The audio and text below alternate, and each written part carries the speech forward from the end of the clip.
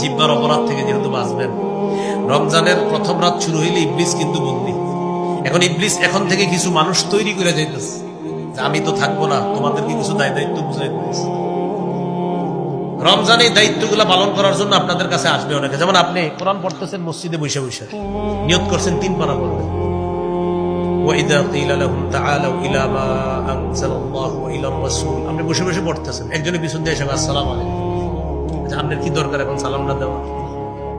না পড়তেছে, আজাক দিছে সালাম, তো সালামের জবাব নিয়ে বলতেছে ভাই তেলাওয়াত করতেছে। আচ্ছা করেন, একটু কথা আছে। তো উনি নিয়ত করছে কয় পারা পড়বেন? 1 পারা পড়ার পরে উনি কোরআন বন্ধ করে বলতেছে ভাই বলেন কি তারাবি পড়ছেন? জিজ্ঞাসা পড়ছি তো, কয় রাকাত এরকম জিজ্ঞাসা। তা আপনি বুদ্ধি করে জবাব দিবেন, বলবেন পড়ছি তো। কেন তারাবি কয় রাকাত পড়ছেন? বলেন না 20 রাকাত পড়ছেন। আপনি বলবেন হ্যাঁ পড়ছি। 8 রাকাত পড়ছেন? বলবেন হ্যাঁ এটাও পড়ছি। 20ও পড়ছেন 8ও পড়ছেন? হ্যাঁ পড়ছি, দুটোটাই পড়ছি। পড়েন না কোনটাই সেটা বলেন। বলবেন ঝগড়া করি নাই। কি করি নাই?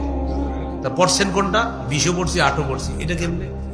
বলবেন 20 রাকাত তারাবি পড়ছি, এটার উপরে সাহাবায়ে কেরামের ঐক্যমত, এই জন্য 20 রাকাত পড়ছি তারাবি, এটা রাতের শুরুতে পড়ছি। আর সাহারির সময় যেহেতু আল্লাহ উঠায় দেয় ডেলি, এই জন্য সাহারির সময় 8 রাকাত তাহাজ্জুদ পড়ছি, এটা নবী সারা বছর পড়তেন 12 মাস, এই জন্য পড়লাম। তো এখন উনি আসছিল আপনার কোনো কারণে কিছু একটা বলার জন্য, আপনি বলবেন 20 পড়ছেন? হ্যাঁ পড়ছি। 8 পড়ছেন? পড়ছি। আরে দুইটাই পড়ছেন? জি পড়ছি, আমি আরো 2 পারা পড়বো, আপনি যান।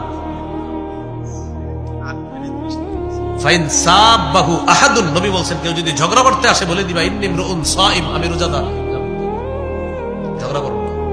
তাহলে আমি আপনাদেরকে বলে দিলাম 20ও পড়বেন 8ও পড়বেন। 20 পড়বেন তারাবি, এটা হলো রমজানের আমল, আর তাহাজ্জুদ পুরা 12 মাসের আমল। এখন আপনি বলবেন হুজুর 12 মাস তো পড়ি না, চেষ্টা করেন পড়ার জন্য। 12 মাস আমাদের দেশে অনেক বুজুর্গরা 12 মাসও পড়ে, মানে আপনি পড়তে পারেন না, এটা আল্লাহ যেহেতু রমজানে উঠাইয়া দিচ্ছে, আপনি রমজানে 8 রাকাত তাহাজ্জুদ পড়ার চেষ্টা করবেন ইনশাআল্লাহ। না পারলে 6 রাকাত, না পারলে 4 রাকাত, না পারলে 2 রাকাত। 2 যেন মিস না হয়, প্রিয় ভাইরা, 2 যেন কি না হয়, মিস না হয়। আরেকটা গুরুত্বপূর্ণ বিষয়, সাহারিতে খেজুর খাবেন সবাই। সাহারিতে ভাত তো খাবেন, ভাত, গরু, ইলিশ মাছ, এগুলো না হলে তো হয় না আমাদের। তো সবই খাবেন, কিন্তু খেজুর খাবেন। কি খাবেন? হ্যাঁ খেজুরটা খাবেন, এটা অবশ্যই খাবেন। নবীজি বলেছেন নি'মা সাহুরুল মুমিনি আত-তামার, মুমিনের কতই না উত্তম খাদ্য হলো খেজুর। সাহারিতে খেজুর খাওয়া এটা মুমিনের কতই না উত্তম খাদ্য। তাহলে আমরা খেজুরটা খাবো সাহারিতে, এটা রাখবো। কেন?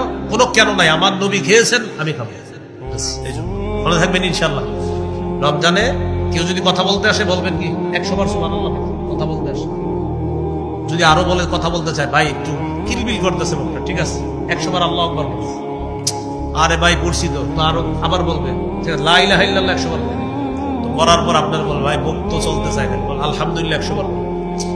এরপরে আবার বলবে ভাই কথা বলতে মন চায়, কোরআন খুলে দিয়ে বলবে বড় বড় বুঝে বসে পড়তে থাকবে। একটু পরে বলবে ভাই পড়ছি ভালো লাগতেছে না, একটু কথা না জায়গা বলবে না, বলবে কথা বলতে বলবেন বোমা।